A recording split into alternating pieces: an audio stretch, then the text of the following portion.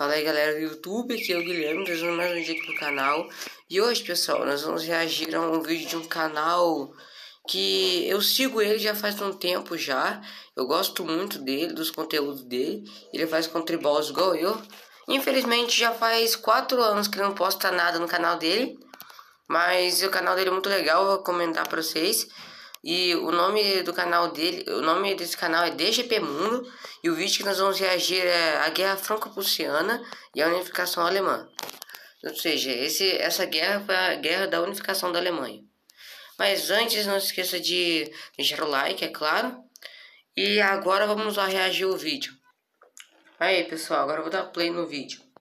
A Guerra Franco-Prussiana e a Unificação Alemã.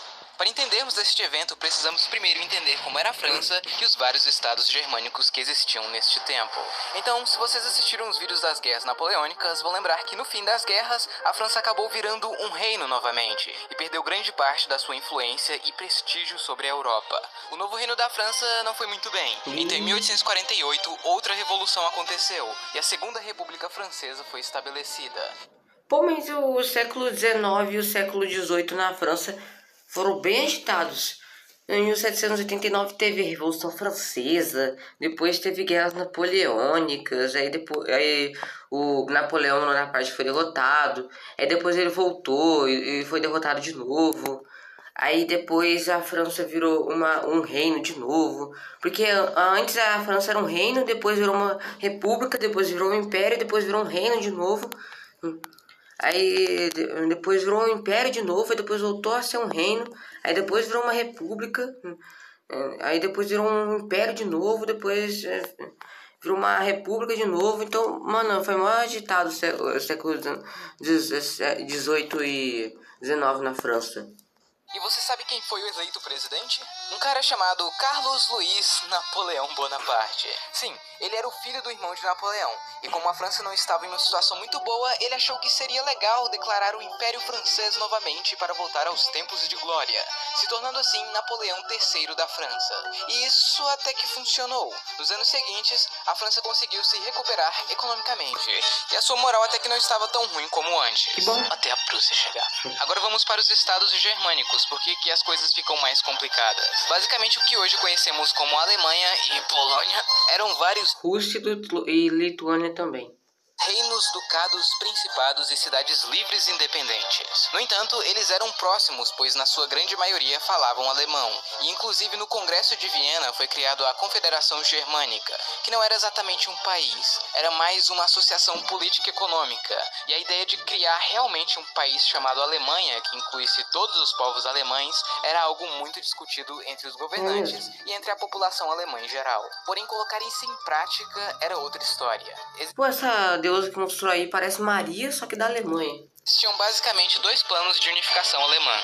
A Grande Alemanha, que incluiria todos os povos alemães. Esta Alemanha incluiria todos os povos alemães e algumas minorias como tchecos, poloneses e italianos. Essa ideia era geralmente proposta pelos alemães do sul. E seria liderado pela Áustria e a Alemanha Menor. Solução da Grande Alemanha, solução da Grande Alemanha Menor. Essa Alemanha não incluiria os austríacos por diferenças culturais e por ser mais difícil. Foi a opção escolhida pelo Reino da Prússia, Que não incluía a Áustria na unificação e teria a Prússia no comando. Como a Áustria estava passando por vários problemas internos, e no mais eles já tinham seu próprio império, que incluía outros povos, o trabalho de unificar a Alemanha ficou nas mãos da Prússia, e de um cara chamado Otto von Bismarck, que virou primeiro-ministro do Reino da Prússia em 1862. E ele já tinha seus planos para tornar a Prússia o estado germânico dominante na região. Bismarck começou melhorando a diplomacia da Prússia para fazer alianças, ou pelo menos deixar os outros grandes países de fora de possíveis guerras que pudessem vir a acontecer. E ele sabia que teria guerra, então também já começou a preparar e modernizar o exército prussiano. A primeira guerra de unificação alemã foi a Guerra dos Ducados, onde a Prússia e a Áustria se aliaram contra a Dinamarca, pois a mesma tinha declarado que os ducados de Schleswig e Holstein eram territórios dinamarqueses, sendo que Holstein fazia parte da Confederação Germânica. Depois de derrotar os dinamarqueses, a Prússia ficou com Schleswig e a Áustria com Holstein. Porém, a divisão desses territórios causaram alguns problemas entre Prússia e Áustria. Isso acabou gerando a Guerra Austro-Prussiana. A Áustria conseguiu o apoio de vários estados germânicos, já que eles tinham influência sobre esses estados. Já a Prússia se aliou com o recém-formado Reino da Itália, com a promessa de lhes dar o território de Vêneto. E a guerra durou mais ou menos 7 semanas, terminando com a vitória da Prússia. No Tratado de Paz, a Prússia anexou vários estados ao norte da Alemanha e criou a Confederação Norte Germânica, a antiga Confederação... Pô, eu não tinha prestado atenção, mas durou só 7 semanas a guerra, foi uma curta a guerra. Mas que bom, né? Porque guerra não é bom pra ninguém, né? Vamos concordar, guerra não é bom pra ninguém. Foi desfeita e a Áustria perdeu sua influência sobre os estados germânicos. Porém, ainda faltava esses territórios ao sul. Bismarck sabia que ele não poderia continuar se expandindo desta forma, pois uma hora ou outra outros países iriam intervir. Então, para realmente unificar a Alemanha, ele precisaria que os estados do sul, por livre e espontânea vontade, se juntassem a eles. Só que existia mais um obstáculo: a França, pois a mesma tinha influência sobre esses estados e não iria permitir sua integração com a Prússia. Né? Até porque quando você tem influência sobre alguma coisa, você não vai deixar o outro pegar, né? O plano de Bismarck era fazer com que a França declarasse guerra contra a Prússia, para assim ter o apoio dos estados germânicos do sul e evitar interferência externa. Sem falar que ter a França como agressor dos germânicos seria uma boa jogada para os estados do sul se juntarem à confederação e serem protegidos pela Prússia. Então Bismarck sentou e esperou a oportunidade chegar. Até que em 1868 aconteceu uma revolução na Espanha chamada La Gloriosa, que fez a rainha Isabel II abdicar do trono. Agora a Espanha era um reino sem rei. Daí eles mandaram uma carta convidando o príncipe Leopoldo de Hohenzollern para ser o rei da Espanha. Guilherme I, que era o rei da Prússia, e até o o cara tem o mesmo nome que eu. O próprio Leopoldo não estavam a fim de aceitar. Porém, Bismarck viu nisso a oportunidade perfeita. Inclusive, a Alemanha teve 2 imperadores, Guilherme I e Guilherme II. Para deixar a França 100% putaça. Então, ele insistiu que Leopoldo aceitasse a oferta. Quando a França descobriu isso, eles ficaram 100% putaços. Até porque a Prússia ganharia um forte aliado e deixaria a França encurralada. Então Napoleão demandou que Leopoldo não aceitasse o trono. E ele falou: ok. Poderia ter acabado aqui como vitória diplomática francesa. Mas Napoleão mandou um embaixador para falar pessoalmente com Guilherme I, só para ter certeza que Leopoldo não iria realmente aceitar, e também pedir para que o rei prussiano garantisse que nenhum Hohenzollern jamais sentaria em trono espanhol. Guilherme I replicou dizendo que ele não poderia garantir tal coisa, e a conversa ficou meio estranha. Mais tarde naquele dia, Guilherme mandou uma mensagem para Bismarck, informando sobre o encontro que teve com o embaixador, e disse que ele poderia comunicar à imprensa sobre o ocorrido. Porém, antes de mandar para a imprensa, Bismarck alterou o texto, encurtando e mudando o sentido das frases. Quando esse texto alterado chegou aos jornais franceses, eles ficaram furiosos, pois parecia que o Guilherme I tinha desrespeitado o embaixador e não tinha dado a mínima para as exigências francesas. Não demorou muito para vários franceses irem para as ruas de Paris pedir por guerra. Então, no dia 19 de junho, a França declara guerra oficialmente à Prússia, iniciando assim a Guerra Franco-Prussiana. Com a declaração de guerra vindo por parte dos franceses, os reinos e ducados do sul se alinham imediatamente com a Prússia, e isso ferrou com os planos franceses, já que eles esperavam uma ajuda desses estados, e talvez até da Áustria. Agora, se formos ver pelo lado prussiano da história, tudo ocorreu como planejado. Napoleão III achava que iria derrotar a Prússia e retomar o prestígio da França, porém seu exército não era tão bem treinado e organizado quanto o exército prussiano. Uma das suas poucas vantagens era o rifle francês, que era bem superior aos usados pelos seus inimigos. Já a Prússia tinha a vantagem de um exército mais treinado e com disciplina 150%. Outra vantagem dos prussianos foram as linhas de trem, pois com elas eles puderam reunir grande número de soldados de uma maneira rápida e eficaz. Já a França demorou muito para reunir os seus homens, o que lhes deixaram em uma extrema desvantagem.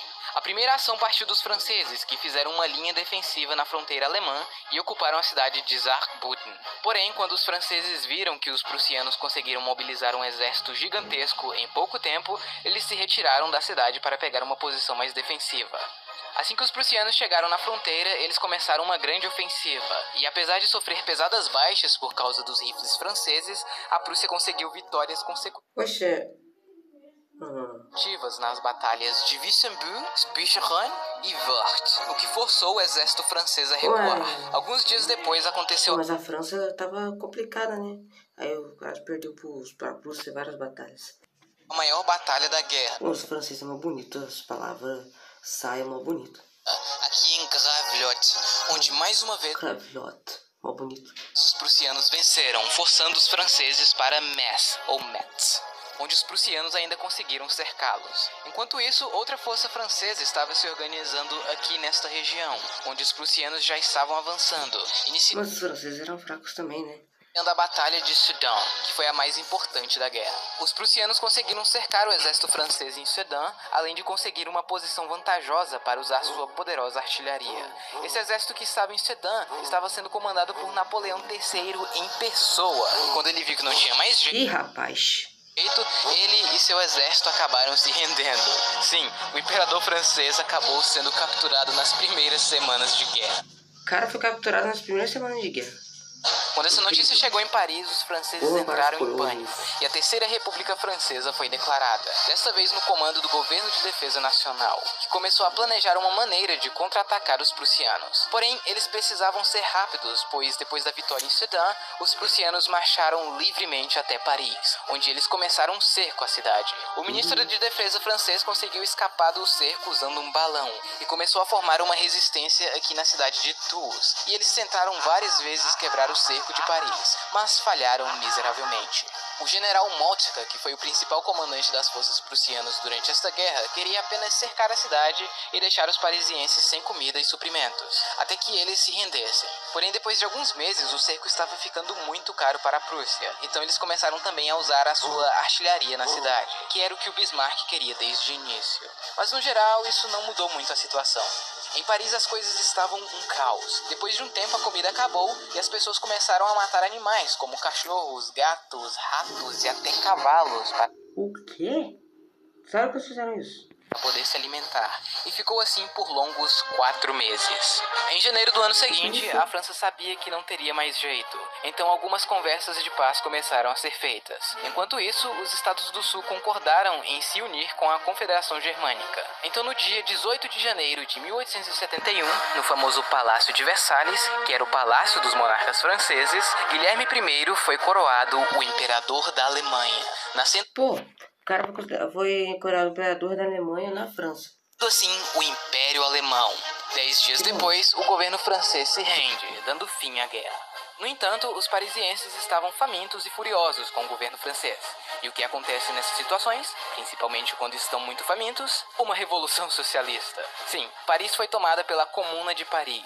Então ainda houve alguns conflitos depois da guerra, entre o governo francês e o pessoal da Comuna de Paris. O tratado de paz imposto pelos alemães foi pesado. A França deveria reconhecer o recém-formado Império Alemão, pagar uma dívida de mais ou menos 5 bilhões de francos, e talvez o mais doloroso, eles teriam que ceder as regiões de Alsácia e Lorena, uma região com alto número de germânicos. A Alemanha ainda ocuparia o norte da França por mais ou menos 3 anos para garantir que a dívida seria paga.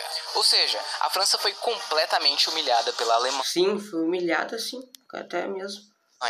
O que criou um sentimento de vingança e revanchismo nos franceses contra os alemães, sendo este um dos principais motivos da França entrar na Entente e, obviamente, na Primeira Guerra Mundial.